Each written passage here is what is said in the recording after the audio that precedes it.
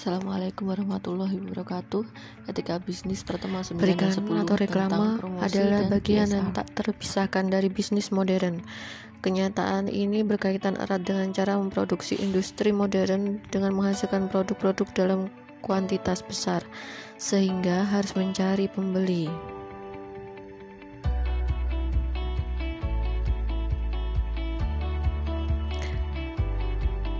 Dan kemudian periklanan sendiri dilatar belakangi suatu ideologi tersembunyi yang tidak sehat, yaitu ideologi konsumerisme atau apapun nama yang ingin kita pilih untuk itu.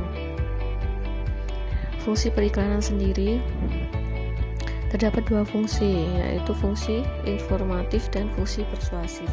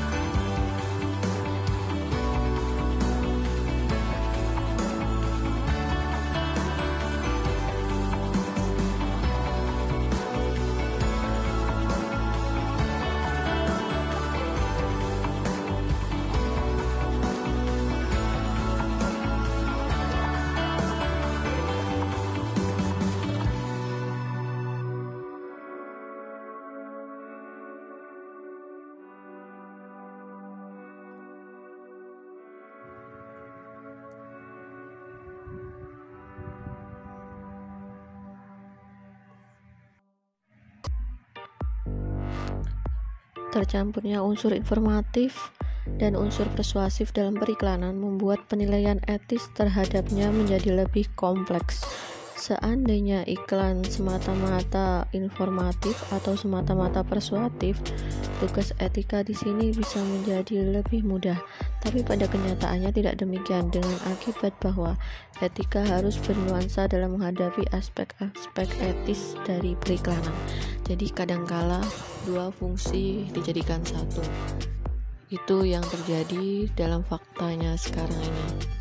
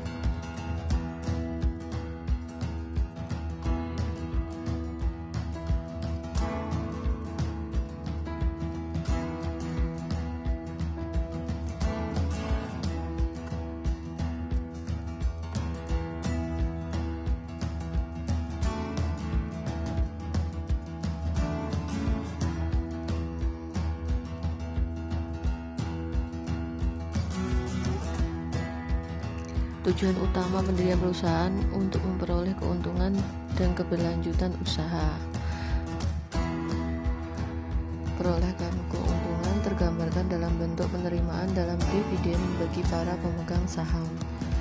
Namun dewasa ini, tanggung jawab perusahaan bukan hanya semata-mata untuk memberi kepuasan bagi para pemegang saham, tetapi termasuk bertanggung jawab untuk memperhatikan kondisi lingkungan sekitar di mana perusahaan itu berada. Kepedulian pada lingkungan sekitar secara lebih luas diistilahkan dengan Corporate Social Responsibility atau CSR. Definisinya adalah komitmen perusahaan atau dunia bisnis untuk berkontribusi dalam pengembangan ekonomi yang berkelanjutan dengan memperhatikan tanggung jawab sosial perusahaan dan menitik beratkan pada keseimbangan antara perhatian terhadap aspek ekonomis, sosial, dan lingkungan. Secara konseptual, CSR adalah sebuah pendekatan di mana perusahaan mengintegrasikan kepedulian sosial dalam operasi bisnis mereka dan dalam interaksi mereka dengan para pemangku kepentingan atau stakeholder berdasarkan prinsip kesukarelaan dan kemitraan. Ini menurut Nuryana tahun 2005. CSR bagi perusahaan antara lain mempertahankan dan mendongkrak reputasi serta citra merek perusahaan. Berikutnya, mendapatkan lisensi untuk beroperasi secara sosial, mereduksi risiko bisnis perusahaan, dan lain sebagainya.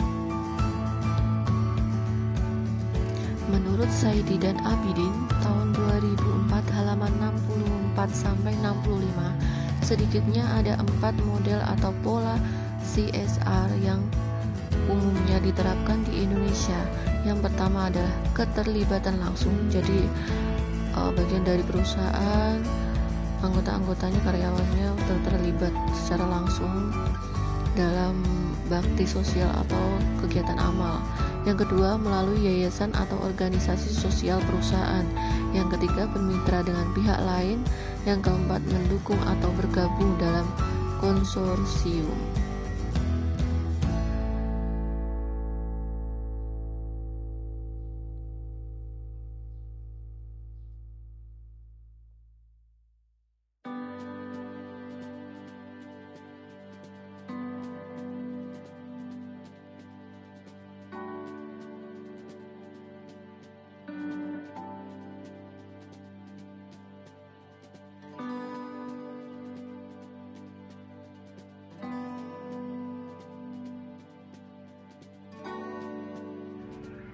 Oke, langsung kepada soal yang harus dikerjakan dalam komen video ini, yaitu mengenai Charity Principle dan Stewardship Principle.